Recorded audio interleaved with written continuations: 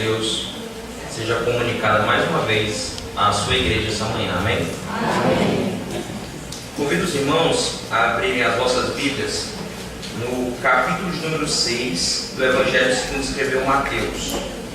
Capítulo 6 do Evangelho segundo escreveu Mateus.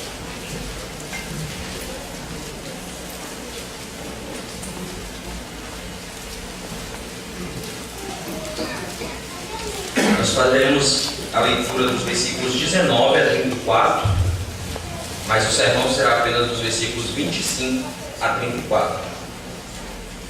Mateus 6, 19. Diz assim a palavra de Deus: Não acumuleis para vós outros tesouros sobre a terra, onde a traça e a ferrugem corroem, e onde ladrões escavam e roubam. Mas ajuntai para vós outros tesouro no céu, onde traça nem ferrugem corrói, e onde ladrões não escavam nem roubam. Porque onde está o teu tesouro, aí estará também o teu coração. São os olhos a lâmpada do corpo. Se os teus olhos forem bons, todo o teu corpo será luminoso.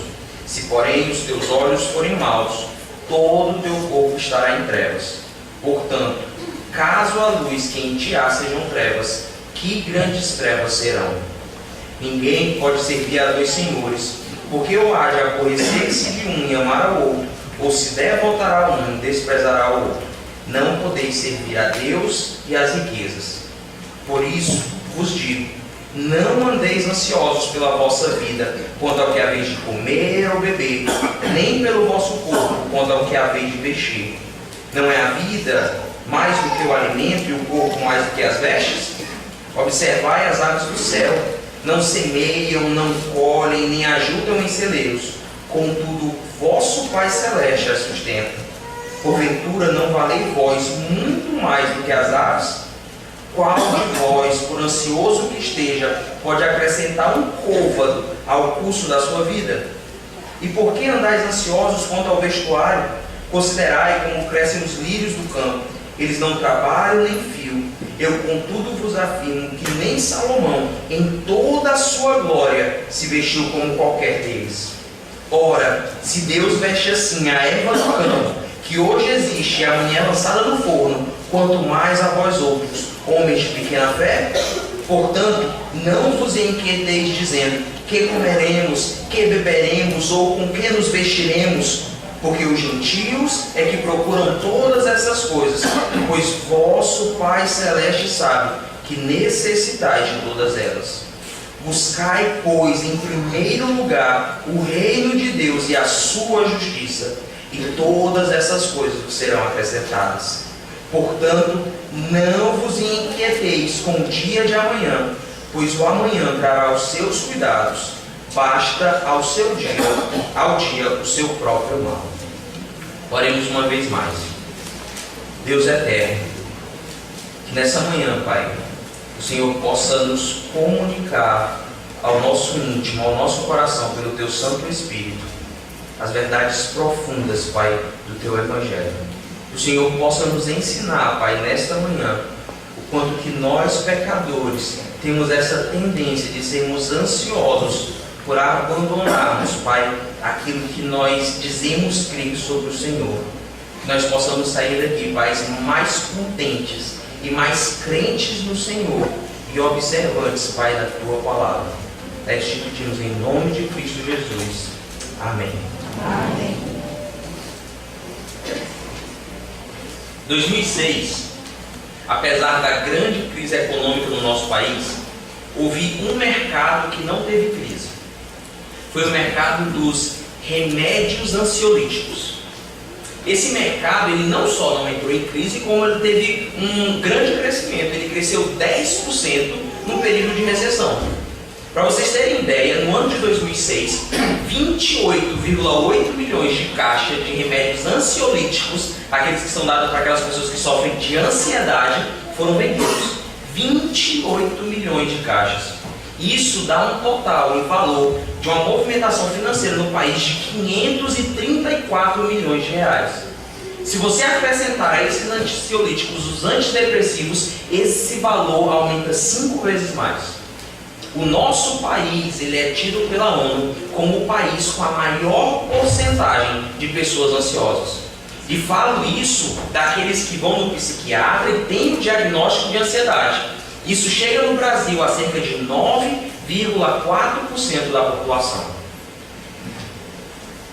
Parece que a ciência está certa. De fato, a ansiedade é o mal do século.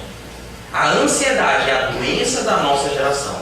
Mas nós veremos, à luz desse texto, que a ansiedade não é nada mais, nada menos do que o coração humano sendo tomado por incredulidade e pela insatisfação para com quem Deus é e para com a sua providência. Nós veremos isso em 3 pontos. Primeiro, no verso 25, quando nós veremos o quanto que o homem afetado pelo pecado, ele se torna ansioso ao inverter aquilo que de fato é importante. Nós veremos nos versículos 26 a 32 que o homem não só inverte aquilo que de fato é importante, como ele inverte aquilo no qual ele deveria focalizar, focalizando nas coisas criadas em vez de focalizar no Criador. E nós veremos, por último, nos versos 33 e 34, como o homem, por causa do pecado, ele inverteu a sua finalidade última para com que Deus o criou. Leiamos então uma vez mais o versículo 25. Por isso vos digo, não andeis ansiosos pela vossa vida, quanto ao que haveis de comer ou beber, nem pelo vosso corpo, quanto ao que haveis de vestir. Não é a vida mais do que o alimento e o corpo mais do que as vestes? Cristo Jesus, ele está aqui pregando no tão famoso Sermão da Montanha, o Sermão do Monte. E ele acabou de tratar sobre 3 verdades nos versículos que nós lemos, de 19 até o 24. Primeiro, no versículo 19 a 21, ele falou sobre quanto que o homem, onde ele acumula tesouros, ali ele deposita o seu coração, e ali está o desejo mais íntimo dele. No versículo 22 e 23, ele, ainda abordando sobre essas riquezas, ele mostrou que se um homem ele tem como foco da sua mente somente as riquezas, o seu íntimo será de trevas, e ele terá uma ofuscação tanto da mente quanto da moralidade. E no versículo 24, ele mostrou também, Cristo Jesus nos ensinou que você só pode servir a um Senhor, e ou esse Senhor é a riqueza, ou esse Senhor é Deus. E é exatamente nesse contexto, falando sobre esse senhorio, sobre onde você deposita o seu coração e sobre aquilo no qual você focaliza a sua mente, que Cristo Jesus começa dizendo, é exatamente por isso, porque vocês só devem ter um Senhor, e esse Senhor é Deus, é que eu vos digo. Muitas vezes, ao vermos a expressão Cristo dizendo vos digo, nós encaramos ela de modo diferente com aquilo que nós lemos no Antigo Testamento, quando um profeta diz assim, assim diz o Senhor. Mas aqui é a mesma coisa. Nós devemos encarar a afirmação de Cristo como o próprio Deus, falando ao povo dele, dizendo, eu vos digo. É um mandamento da parte de Deus. Muitas das vezes nós não encaramos assim. E Cristo Jesus agora, ele afirma aos nossos corações, ele diz para a sua igreja, não andeis ansiosos. Ele acabou de mostrar que a ansiedade é gerada exatamente porque os homens, eles adoram as riquezas em vez de servirem ao Senhor seu Deus.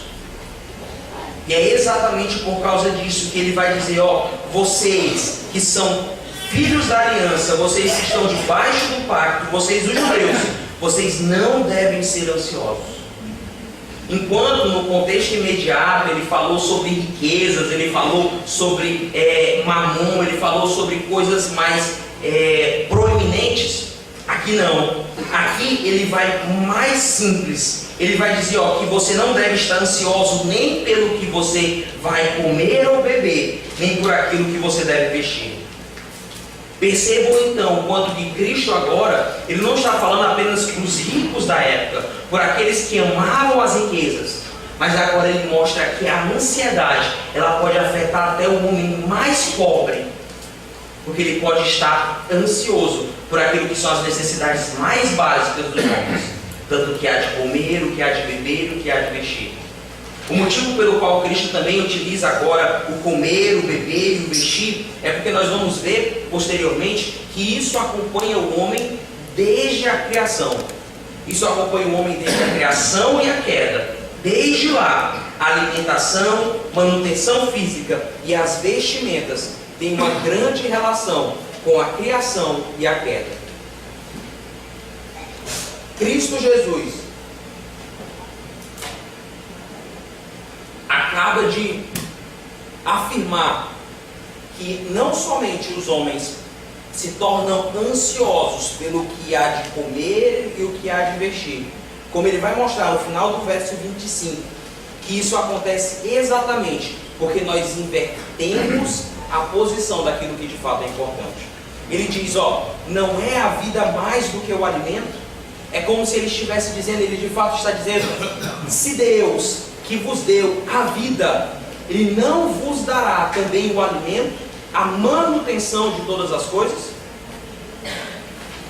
Esse mesmo Deus que vos deu a vida, Ele não vai manter cada um de vocês? Se esse mesmo Deus que foi bondoso em dar a vocês um corpo, Ele também não vai ser o mesmo Deus que vai prover vestimentas?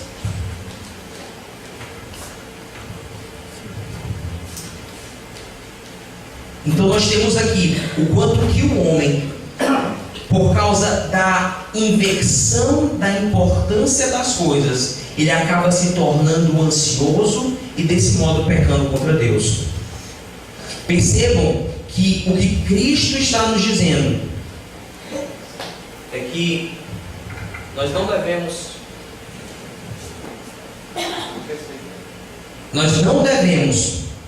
nos tornar ansiosos, como que negando a providência de Deus, como que negando aquilo que Deus já nos deu de importante, como se por causa do pecado nós acabamos transformando e modificando aquilo que nós devemos encarar como de fato importante. Então nós temos aqui no versículo 25, Deus nos comunicando isso. É o próprio Cristo, aquele que o autor de Hebreus vai dizer que, no capítulo 1, versículo 2 e 3, que Ele não é somente o Criador, como Ele também é o sustentador de todas as coisas. Ele está dizendo, não andeis ansiosos. Não sejais ansiosos, pois o mesmo Deus que vos deu a vida e o corpo, Ele vos dará todas as demais coisas. E nós temos essa tendência de modificarmos aquilo que de fato é importante. E Cristo aqui, Ele está falando sobre ansiedade de coisas que são mais básicas da vida. O quão pecaminoso é então nós nos preocuparmos com coisas que não são nem básicas para o sustento humano. O quanto é que é pecado para com Deus nós temos tomados por ansiedade por coisas que não são prioritárias para o sustento do homem. Se nos preocuparmos com isso e abandonarmos a confiança no Deus soberano e não percebermos o que de fato é importante, é pecado, quanto mais quando nós estamos preocupados se a roupa que nós vestimos é de marca, se a roupa que nós vestimos é exclusiva, o quanto é pecado quando nós estamos preocupados se de fato eu tenho condições de todos os dias ou finais de semana poder sair para restaurante tal, tal e tal. O quanto que isso é pecado. O quanto que é pecado nós nos tornarmos ansiosos por vivermos como tendo por importante aquilo que não é de fato importante. Essas são ansiedades que nos assediam dia após dia. Um exemplo de quem venceu essa ansiedade e de que demonstrou de que é possível perceber o que de fato é importante foi Jó. Jó, um homem da antiga aliança, que não tinha todo o conhecimento sistemático que nós temos hoje, ao chegar a mensagem para ele de tudo que ele havia perdido, e ao chegar a última notícia de que os filhos dele haviam sido mortos, ele não murmura contra Deus. Ele diz, o Senhor tudo me deu, o Senhor tudo tomou. Eu nu vim a esse mundo e eu nu vou voltar. ele reconheceu que o que de fato importava era o próprio Deus e a vida que Deus lhe havia dado. As demais coisas, ele sabia que estavam dentro do controle de Deus e dentro da soberania de Deus. E ele é um exemplo disso. Tanto é que o texto de Jó vai dizer que em nada disso ele pecou, porque ele foi confiante, ele creu em Deus e sabia que Deus era o mesmo Deus que o havia criado, era aquele que o sustentaria. Cristo, agora, nos versículos 26 a 32, ele vai mostrar como nós, por causa do pecado, não só invertemos aquilo que de fato é importante, como nós começamos a focalizar, a olhar apenas para as coisas criadas, em vez de observarmos e olharmos para o Deus que é Criador.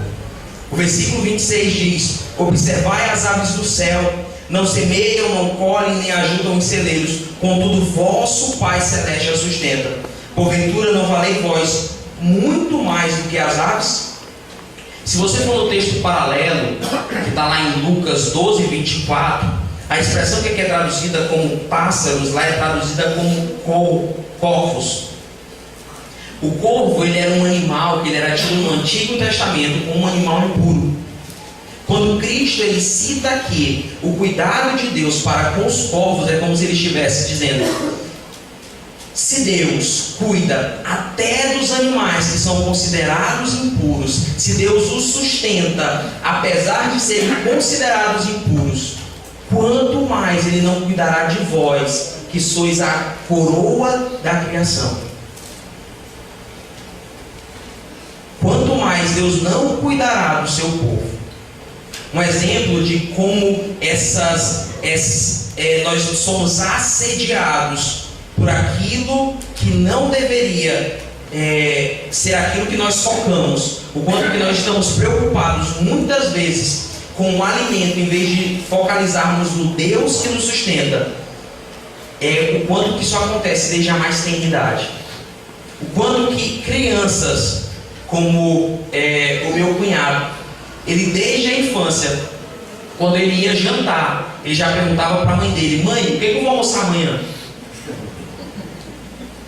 E isso às vezes é motivo de riso entre a gente, mas o quanto que a ansiedade, ela domina o coração até dos nossos filhos. O quanto que a ansiedade domina o coração dos nossos jovens quando eles têm que prestar o vestibular. O quanto que a ansiedade domina o coração daqueles então que agora formados precisam conseguir um emprego. O quanto que a ansiedade, por não focalizarmos no Pai Celeste que sustenta até a coisa mais impura de sua criação, como Ele não vai sustentar a nós que fomos criados por Deus, a sua imagem e semelhança, e quanto mais nós, a igreja de Deus, que fomos redimidos para sermos o seu povo. É exatamente porque nós começamos a focalizar nas coisas, em vez de focalizarmos no Deus Criador e sustentador, que nós nos tornamos ansiosos. No versículo 27, Cristo então confronta ainda mais o coração dos homens e diz: qual de vós, por ansioso que esteja, pode acrescentar um côvado ao curso de sua vida? A insatisfação para com aquilo que Deus nos dá e para com aquilo que nós temos da parte de Deus, ela é gerada exatamente porque o homem, por causa da corrupção do seu coração, ele quer ser aquele que reina e que domina sobre a sua vida. O homem agora, Cristo confronta o coração dele e diz: quem são vocês para que possam achar que vocês podem acrescentar um dia só que seja de vida? Se a nossa vida, que é um bem tão precioso, que é o fôlego da vida que Deus nos deu, está sob o controle de Deus, quanto mais não está sob o controle de Deus todas as demais coisas. É isso que Cristo está nos ensinando. É isso que Ele está nos confrontando através desse texto.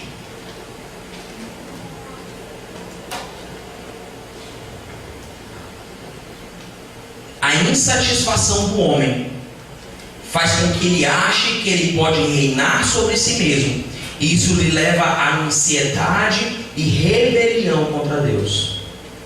É isso que Tiago vai dizer para as igrejas ao falar que aquele que diz: eu irei, planejarei isso, irei a tal cidade, viverei tantos anos, ele não deve ser assim.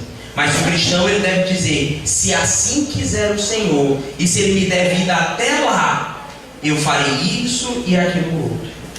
O quanto que nós, então, achando que nós reinamos sobre a nossa vida, nós planejamos o nosso castelo, a nossa vida e o nosso reino, e somos confrontados quando aquelas coisas saem do nosso controle.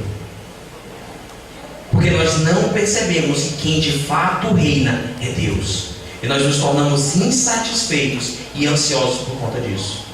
O quanto que um pai, ao planejar então a formatura do seu filho, e que ele case apenas após a formatura, ele se sente fora do controle quando o seu filho chega e diz: não, pai, eu vou casar. O quanto que um pai, ele sai do controle quando ele cria o seu filho para fazer curso tal, e o seu filho escolhe por outra profissão. Isso mostra claramente o quanto que nós achamos que somos nós que reinamos sobre nós mesmos. E esquecemos que quem de fato reina é Deus. Quem somos nós para acrescentar um côvado que seja ao curso de nossa vida? No versículo 28, Cristo mostra ainda mais uma vez, através da revelação geral, um conhecimento da parte de Deus. Ele diz: e por que andais ansiosos quanto ao vestuário? Considerai como crescem os lírios do campo, eles não trabalham nem fiam. Cristo, o próprio Deus, ele começa a mostrar o quanto que na revelação geral Deus se faz conhecido. Claro que ele não se faz conhecido de modo salvífico, como apenas a revelação especial dele pode comunicar. Mas através da revelação geral, ao olharmos para todas as coisas criadas por Deus, nós podemos conhecer o seu poderio, a sua onipotência, e que Ele é um Deus pessoal, presente, e criador e sustentador de todas as coisas. Até os homens, até aqueles que são ímpios, eles sabem que existe um Deus, mas eles se revoltam contra esse Deus, se tornando ansiosos por aquilo que não está no seu controle. E Cristo aqui, ele nos mostra o quanto que agora nós, principalmente nós, os cristãos, assim como Cristo está fazendo, nós devemos então olhar para todas as esferas da nossa vida e encontrarmos ali o próprio Deus. O quanto que, ao sermos médicos, devemos olhar para o corpo humano e para os avanços da medicina e percebermos o quanto que é o próprio Deus trazendo cuidado para a humanidade. O quanto que as pessoas que são da área do direito, elas devem olhar para a justiça terrena e buscar que ela seja um cumprimento da justiça de Deus, e possam olhar para ela e perceber que o fato do homem ser um ser moral mostra um Deus Criador que tem uma moralidade. O quanto que então em todas as esferas da vida nós devemos olhar assim como Cristo e encontrarmos a providência de Deus. Quem muito fazia isso eram os puritanos do século XVII. Eles tinham, durante as suas atividades devocionais, momentos onde eles paravam para meditar sobre a criação de Deus e glorificar a Deus nisso. Isso é uma prática que nós perdemos. Nós às vezes encontramos Deus apenas naquilo que nós chamamos de atividades religiosas, e nós fazemos uma dicotomia daquilo que são as esferas da vida. Nós às vezes encontramos Cristo e procuramos Cristo na igreja, mas nós não encontramos Deus no nosso trabalho, nos nossos estudos, nos nossos relacionamentos, na nossa vida cotidiana. Não é isso que Cristo está fazendo. Ele está mostrando que nós devemos conhecer a Deus por meio das coisas criadas.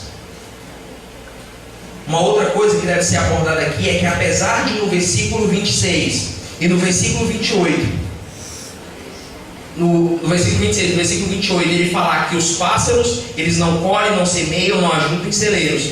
E também dizer no versículo 28 que os lírios do campo não trabalham e nem fiam. Cristo não está de maneira nenhuma dando vazão para que você se aquete e não trabalhe. Não é isso que Cristo está dizendo. O que Cristo está dizendo é que até a criação mais simples, aquela que não tem noção de trabalho e que não faz aquela atividade como que desenvolvendo um trabalho, mas simplesmente por instinto, ela é sustentada por Deus. Quanto mais nós, os seres humanos, que fomos chamados desde a criação para cuidarmos da criação de Deus, para trabalharmos. Se eles que não trabalham nem fiam são sustentados por Deus, quanto mais nós que fomos chamados para desenvolver trabalhos e desenvolvê-los para a glória de Deus. É nisso que nós devemos confiar. É nisso que nós devemos focalizar, nesse Deus Criador, nesse Deus que sustenta até as coisas mais ínfimas de sua criação. Se Ele sustenta até as coisas mais ínfimas, por que Ele não vai sustentar nós, aqueles que fomos criados à sua imagem e semelhança? O versículo 29, Cristo vai além e Ele mostra que não somente as nossas obras não são capazes de nos fazer confiantes, como também elas não chegam à glória de Deus. Versículo 29 ele diz: eu contudo vos afirmo que nem Salomão em toda a sua glória se vestiu como qualquer deles. Até mesmo Salomão, tendo desenvolvido todo o reino de Israel e sendo o homem mais sábio e mais rico de sua época, nem ele conseguiu produzir algo comparado à criação de Deus. Um exemplo disso é a ciência. A medicina, ela trabalha muito com isso, querendo desenvolver a ciência a tal ponto que o homem seja capaz de construir coisas fora de série. Atualmente,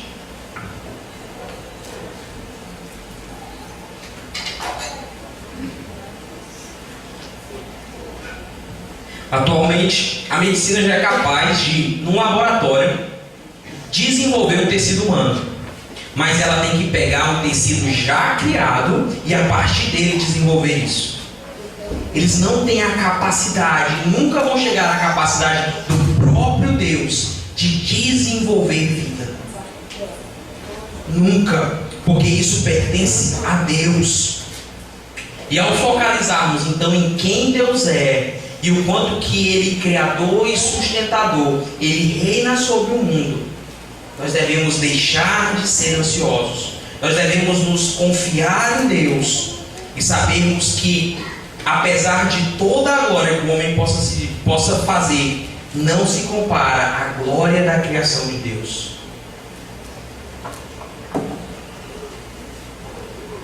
No versículo 30, ainda falando sobre a erva do campo, Cristo vai mostrar então, assim como Ele mostrou no versículo 27, que o homem, ele peca por achar que ele pode reinar sobre ele mesmo. No versículo 30, ele vai mostrar que a ansiedade também ocorre porque o homem se torna incrédulo. Ele diz: olha, se Deus veste assim a erva do campo, que hoje existe e amanhã é lançada no forno, quanto mais a vós outros, homens de pequena fé.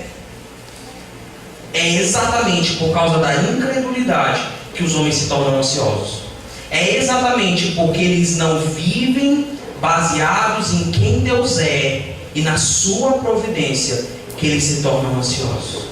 Muitas das vezes aquilo que nós aprendemos na igreja não flui de verdade no nosso coração, não fica apregoado no nosso coração e toma parte de nossas vidas.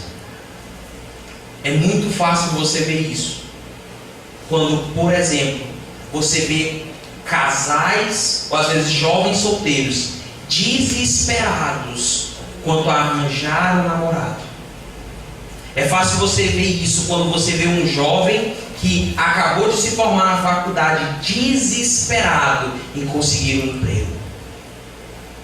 Nós muitas das vezes não confiamos na providência de Deus. Nós muitas das vezes esquecemos em quem Deus é e o que Ele já tem feito por nós. Nós fazemos isso, inclusive, quando muitas vezes nós lemos a Escritura. Nós às vezes lemos a Escritura ao lermos, por exemplo, Filipenses 4,13, quando diz tudo posso naquele que me fortalece. Vários cristãos vão focalizar no tudo posso e não no Deus que fortalece. Várias pessoas ao lerem o Salmo 23, que diz que o Senhor é o meu pastor e nada me faltará, vão focalizar no nada me faltará e não no bom pastor. Muitas pessoas, ao lerem o versículo 33, que diz: buscar em primeiro lugar o reino de Deus e a sua justiça, e todas essas coisas vos serão acrescentadas, eles focalizam, por causa da sua incredulidade, nas coisas que vos serão acrescentadas, em vez de focalizar no buscar primeiro o reino de Deus e a sua justiça. Nós vivemos as nossas vidas, muitas vezes, como homens incrédulos. E Cristo, Ele não está falando aqui para ímpios. Ele está falando para o povo de Deus. Ele está falando para aqueles que desde a infância menor, desde a mais tenra idade, eram ensinados na antiga aliança, eram ensinados no Antigo Testamento.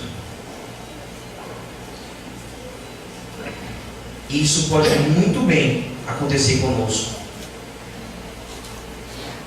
Isso acontece, tanto essa insatisfação quanto a incredulidade, ela acompanha o homem desde a queda. Lá, tendo o homem acesso a todas as árvores do jardim e a árvore da vida, ele, por insatisfação, ele é tentado pela serpente e ele prefere ter acesso à única árvore que lhe era proibido. Ele não é somente insatisfeito com a manutenção de Deus, mas ele também é insatisfeito quanto ao seu lugar na criação. Ele é tão insatisfeito no seu lugar na criação que ao a serpente dizer: se você comer dessa árvore você será como Deus, ele, insatisfeito com o seu lugar na criação, ele quer ser igual a Deus. Ele quer reinar sobre ele mesmo. Ele quer ser soberano sobre ele mesmo. Ele não é somente insatisfeito com aquilo que Deus deu, com a situação no qual Deus lhe pôs, como ele é incrédulo. Aquele que na viração do dia tinha acesso à teofania de Deus, tinha acesso ao próprio Deus que vinha lhe falar face a face. Ele, em vez de ouvir a voz de Deus, ele se torna incrédulo e ouve a voz de Satanás. Ele, em vez de ouvir a verdade da parte de Deus que disse: se tu comer dessa árvore, certamente morrerás, ele prefere olhar para a árvore e perceber que ela era bonita e aprazível para ser comida. A incredulidade, a insatisfação, essas raízes que fazem gerar ansiedade, elas estão lá desde a criação e a queda. E é exatamente isso que Satanás, dia após dia, ele tenta fazer conosco. É o que nós vamos ver no versículo 31. Quando Cristo diz que nós muitas das vezes vivemos dizendo: que comeremos, que beberemos, ou com que nos vestiremos. Ao sermos tentados por Satanás, ao sermos lançados mediante as dificuldades da vida comum, nós nos pegamos fazendo isso. Que comeremos, que beberemos, ou com que nos vestiremos. E muitas das vezes, em vez de nos ajoelharmos, orarmos, buscarmos a Deus e confiarmos na sua provisão, nós vivemos as nossas vidas ansiosos. Uma aplicação disso e um modo de você aferir isso no seu coração é como você inicia a semana, é como você lida com o domingo, o primeiro dia da semana, aquele que deveria ser um dia de descanso, de você se afastar de todas as demais atividades e se dedicar apenas à adoração e culto, tanto comunitário, quanto familiar, quanto particular, e comunhão com os irmãos. Você passa boa parte do domingo preocupado com as atividades que você vai ter que desenvolver durante a semana. Em vez de se deleitar em Deus, em vez de glorificar a Deus, Você se pega no domingo dizendo que comeremos, que beberemos, como viveremos. Você se pega preocupado com as atividades do trabalho. Aquela semana vai ser uma semana cansativa. É a semana do início do mês, é a semana mais trabalhosa. Você se pega pensando na semana de avaliação da faculdade, na semana de avaliação da escola, em vez de usar o dia que Deus nos deu para santificação, para descanso nele, para aprendermos ainda mais sobre ele e descansarmos nele. Quantas vezes nós usamos o dia do Senhor para desenvolvermos atividades, nos tornando inquietos? E é exatamente para nós que Cristo brada no versículo 31. Não vos inquieteis. Não sejais ansiosos. E ele vai dizer isso, dizendo que no versículo 32, porque essa é a preocupação dos ímpios. O versículo 32 diz: porque os gentios é que procuram todas estas coisas, pois vosso Pai Celeste sabe que necessitais de todas elas. São os ímpios, irmãos, que vivem dessa maneira. São aqueles que não conhecem a Deus. São aqueles que não conhecem a revelação especial de Deus, quem Deus de fato é, e tudo aquilo que Ele já proveu para os seus eleitos. São eles que devem viver preocupados assim. Nós não somente não devemos viver ansiosos, como nós devemos nos achegar ao Pai Celeste, confiados nele e sabendo que Ele já nos deu, que Ele conhece todas as nossas necessidades. Alguns domingos atrás, o pastor Tiago Bahia, ele pregou aqui sobre o que é que Cristo quis dizer, quando ele disse que nós devemos ser como crianças. Para eu exemplificar e ficar ainda mais claro para os irmãos lembrarem, quantas vezes nós chegamos para uma criança de 2, 3 anos de idade, ela está brincando e a gente diz assim: ô, idade boa, uma idade que não tem preocupação nenhuma com a vida. Mas é exatamente isso que Cristo está dizendo que nós devemos ser. Ao reconhecermos que nós estamos em total dependência de Deus e que é de fato Deus que reina sobre tudo e sobre todos, nós devemos confiar nele, nós devemos descansar nele, nós devemos nos aquietar nele. E agora vivermos a vida não como os gentios, que vivem as suas vidas procurando todas essas coisas, como se essas coisas fossem um fim em si mesmo. Mas agora nós devemos descansar em Deus, sabendo que primeiro Ele é o nosso Pai. Ele não é apenas o Criador, como Ele é das demais criaturas. Ele é o nosso Pai. E como um pai, ele é provedor e sustentador dos seus filhos. Em outra porção da Escritura, Cristo falando sobre isso, ele diz: vocês que são homens maus, se os seus filhos pedirem pão, vocês não darão pedra. Quanto mais o nosso Pai, quanto mais o nosso Deus, que nos proveu inclusive Cristo, um meio de salvação. E Ele não somente é Pai, como o texto diz que Ele é Pai Celeste, apontando então que, diferente de um pai dessa terra, que Ele não tem controle sobre todas as situações, e muitas das vezes Ele vai ficar com as mãos atadas com aquilo que Ele de fato gostaria de dar aos seus filhos. Esse Pai é um Pai Celeste. Ele está reinante sobre tudo e sobre todos. Ele está acima de todos. E aquilo que Ele quer fazer, Ele não tem as suas mãos atadas. Ao olharmos para esse Deus que é o nosso Pai, e que não é só Pai, mas é celeste, nós podemos saber que Ele sabe de todas as nossas necessidades. Se nós conhecemos isso, se isso tem sido comunicado domingo após domingo para nós, e nós nos pegamos ansiosos por causa das coisas da vida, é porque ou nós de fato não temos crido nessa verdade, ou porque muitas vezes nós estamos insatisfeitos com aquilo que Deus nos dá. Nós achamos que nós merecemos algo a mais. Nós merecemos um côvado a mais de vida. Mas quando nós fazemos isso, nós não só nos consideramos mais inferiores e menos valorosos do que as aves e do que o lírio do campo, como agora nós nos tornamos como os ímpios. Que Deus nos livre de vivermos a nossa vida desse modo. Coitado dos arminianos, eles que não podem confiar em Deus, nem no que se refere à sua própria salvação. Eles que têm que recorrer a si mesmo, eles que têm que recorrer ao seu próprio livre-arbítrio, achando que eles é que se salvam. Coitado deles. Que nós possamos então, sendo calvinistas e conhecedores da soberania de Deus, vivermos então essa soberania.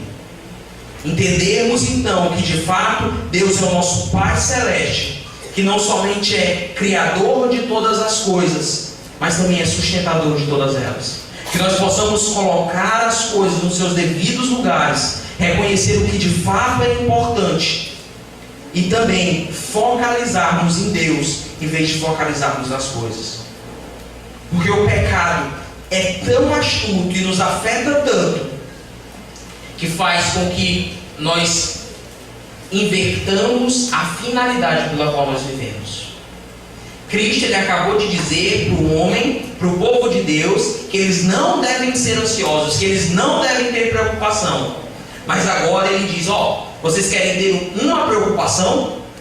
Pois vejam, versículo 33. Buscai em primeiro lugar o seu reino e a sua justiça.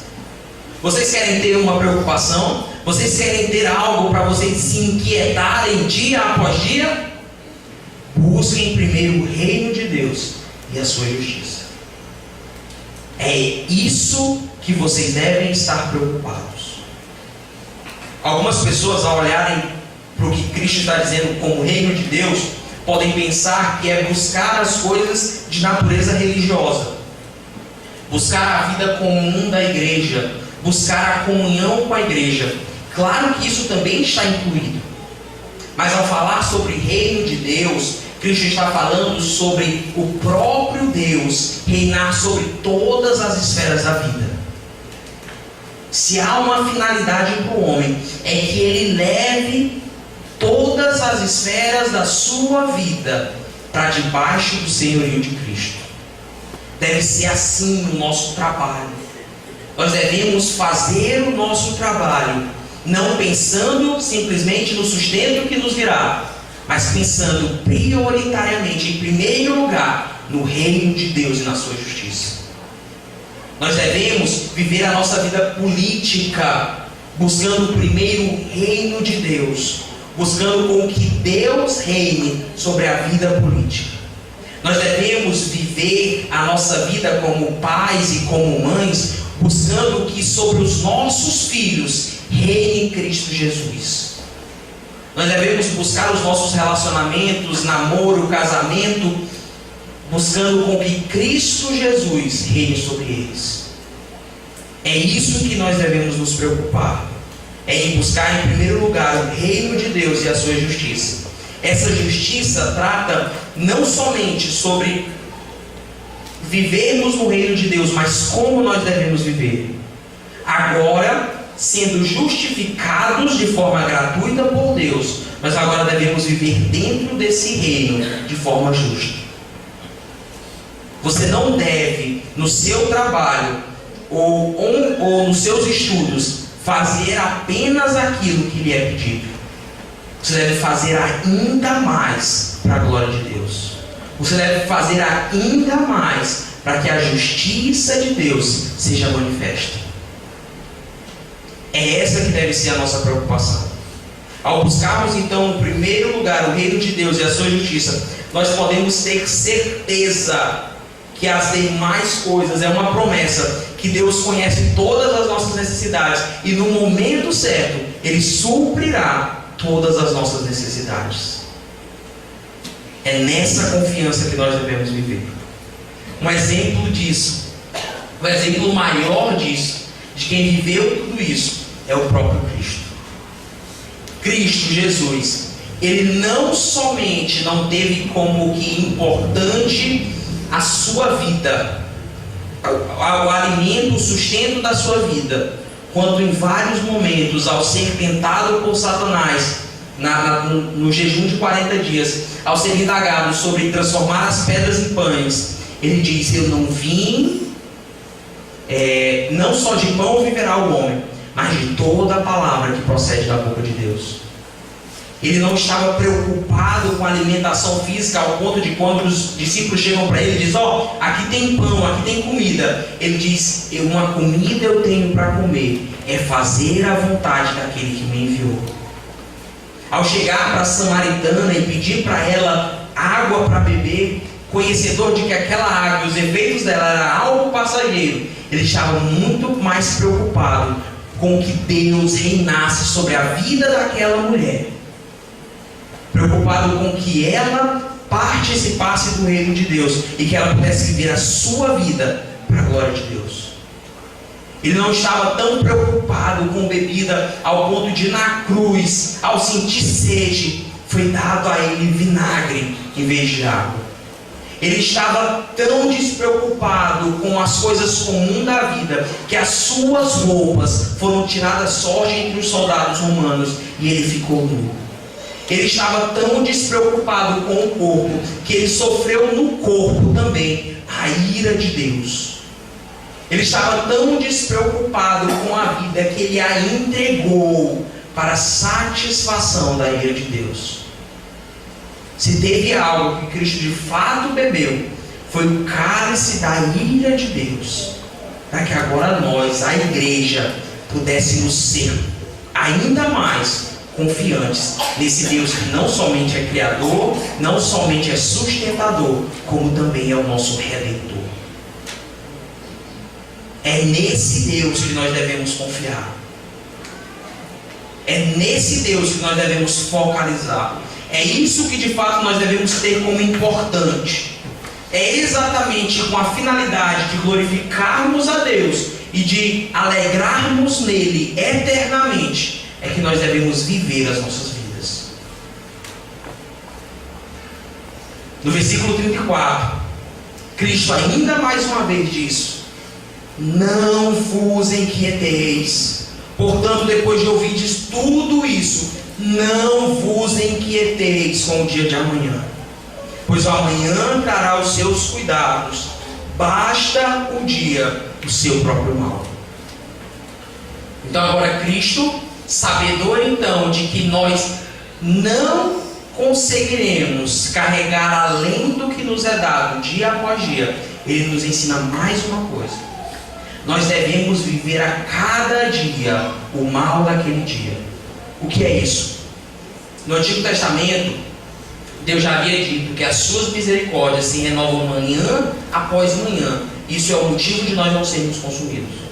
Se nós não nos voltarmos dia após dia para Deus, se nós não nos voltarmos para Ele, percebermos que Ele é quem cuida de nós, e ficarmos inquietos com os cuidados do dia posterior, nós nos tornaremos ansiosos e não conseguiremos fazer nem o que aquele dia nos é pedido. Um exemplo disso é como nós começamos a segunda-feira. Nós já começamos preocupados com a terça, a quarta, a quinta, a sexta e o sábado, ao ponto de não conseguirmos nem na segunda desenvolver aquilo que nós deveríamos desenvolver na segunda. Nós estamos às vezes tão preocupados com o final do período, com as últimas provas, que nós passamos o dia sem conseguir desenvolver os estudos que deveríamos desenvolver naquele dia. Nós estamos tão preocupados com os outros dias, que nós esquecemos de buscar o reino de Deus hoje, de fazermos perfeitamente, o mais perfeito possível, com que Deus reine naquilo que Ele nos deu para fazer hoje. Deus nos chamou hoje, no dia do Senhor, para cultuá-lo. Que nós possamos então começar hoje fazendo aquilo que de fato Ele nos chamou para fazer hoje. Cultuar a Ele, glorificar a Ele, buscar a Ele, conhecer a Ele e se alegrar nele. Deixai para o dia de amanhã o seu próprio mal. Se a ciência ela fizesse uma pesquisa ainda maior e ela fosse buscar essa ansiedade em todos os brasileiros, ela encontraria no coração de todos os homens. Essa ansiedade não afeta apenas 10% da população. Essa ansiedade não é um mal desta era.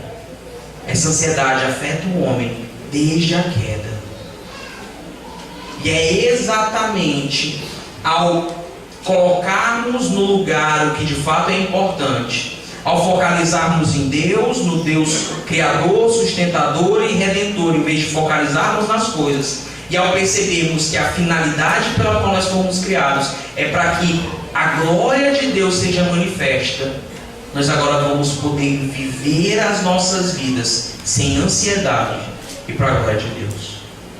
Saiamos aqui desta manhã ouvindo a voz do próprio Cristo, no capítulo 11 de Mateus, versículo 28. Capítulo 11 de Mateus, versículo 28.